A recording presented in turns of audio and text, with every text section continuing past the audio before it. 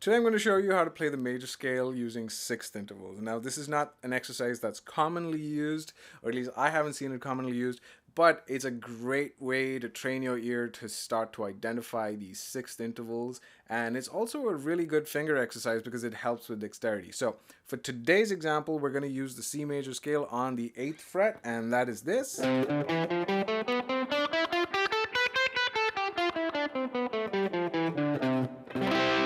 Just like that. And we're going to start with our middle finger on the 8th fret of the E string. So we're going to go 1, 6. So the logic over here is you play the first note and then you play the note that's 6 notes away from that. So 1, 2, 3, 4, 5, 6. So 1, 6.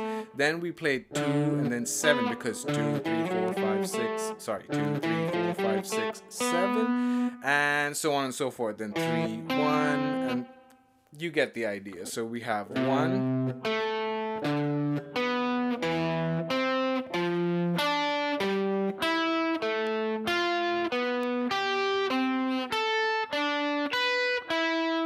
Now you can stop here or you can keep going.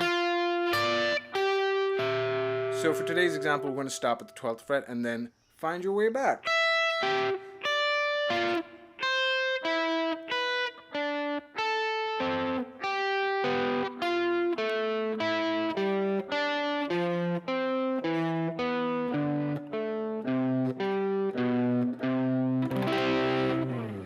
Try to maintain the down, up, the alternate picking. That's going to train your picking hand as well. I hope you have some fun with it. If you have any questions or comments, drop them below, and I will see you in the next one.